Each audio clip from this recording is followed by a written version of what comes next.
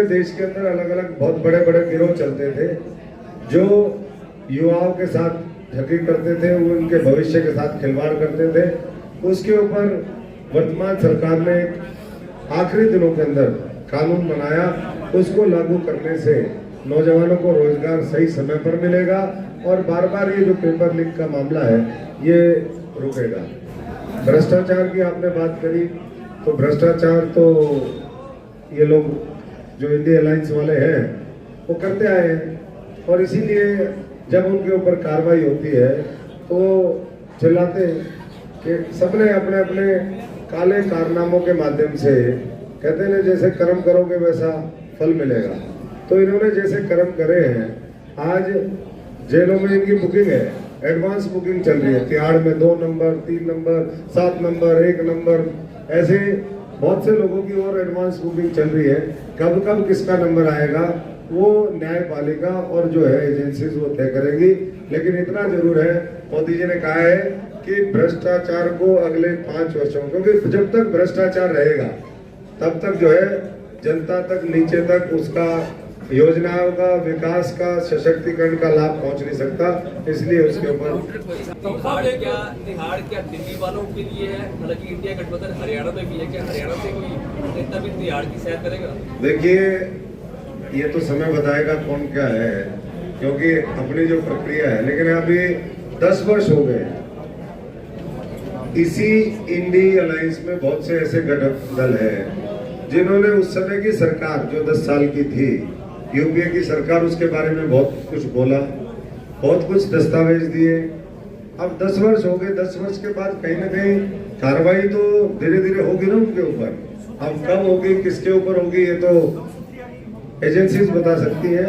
Bharatiya Janata party का इस तरह की उसमें प्रक्रिया में कोई दखल ना होता है और ना मैं समझता हूँ कि कोई होना चाहिए। जो जो देश के लिए नरेंद्र मोदी जी ने कर दिया वो कभी उन लोगों ने ना सपने में सोचा था, और करने की तो बहुत दूर की बात है। तो इसलिए जो खुद जुमले छोड़ते रहे, जो खुद खोखले नारे करते रहे, देते रहे, उनको ऐसा ही लगता है। लेकिन देश पूरे मजबूती के साथ मोदी जी के साथ खड़ा है और अगले 5 वर्षों में दुनिया की तीसरी बड़ी अर्थव्यवस्था ये भारत बनेगा। और हमारे जीते जी सबके, हमारे बुजुर्ग भी यहाँ पर बैठे, हम सब इनकी भी लंबी आयु की कामना करते हैं और ये ऊपर वाले से प्रार्थना करते हैं कि 2047 नहीं, 2047 से और पहले 40 हो, 37 हो, उससे पहले पहले इस भारत को विकसित हम बनाए।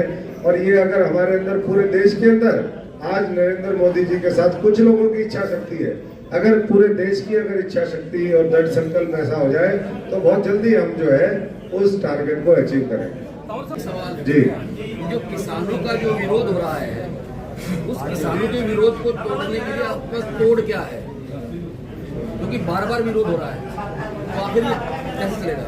देखिए, कुछ साथी जिनको कल कहा था कि पेड़ है, वो पेड़ किसकी तरफ से है? किसने कहा? कल रणजीत सिंह जी ने कहा था, पता नहीं किस कॉन्टेक्स्ट में उन्होंने बात कही होगी। देखिए, मैं ये मानता हूँ कि उन लोगों ने अपनी बात कहनी थी, वो कही, एक प्रोटेस्ट हुआ, हमारे जैसे साथी भी किसानों के साथ थे, पूरे देश ने उनका समर्थन किया, पूरी दुनिया से उनको समर्थन मिला। उसके बाद 3 जो कानून थे वो वापस हो गए।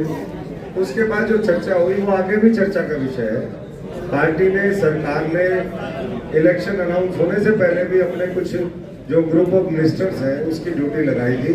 मैं देश के किसानों को, खासतौर से हरियाणा के किसानों को, मेरे प्यारे भाई बहनों को, यहाँ के किसानों को सिर्फ आगे यही कहूँगा कि अगर किसानों के बारे में कोई सोचता है, अगर उनका भला कोई कर सकता है तो नरेंद्र मोदी जी हैं।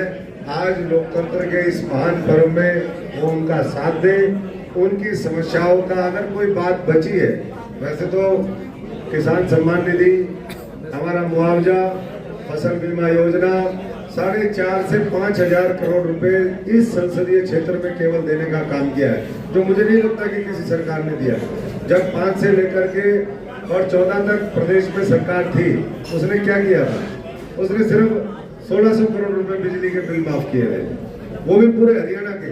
अगर पूरे हरियाणा की राशि जोड़ोगे तो कई है।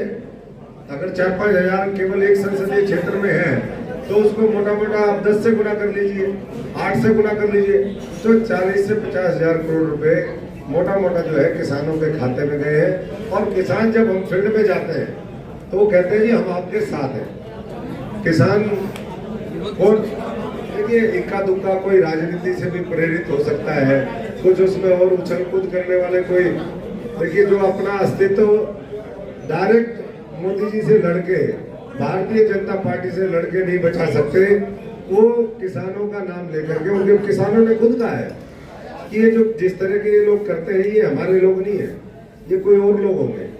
किसान अपनी बात शांति से, बहुत प्यार प्रेम से वो रखता है, उसकी बात हम सुनते हैं। लेकिन कोई किसानों की आड़ में अगर मैं समझता हूँ कि राजनीतिक मामला उसको करना चाहे तो वो न देश के हित में है न लोकतंत्र के हित में है। बहुत बहुत धन्यवाद।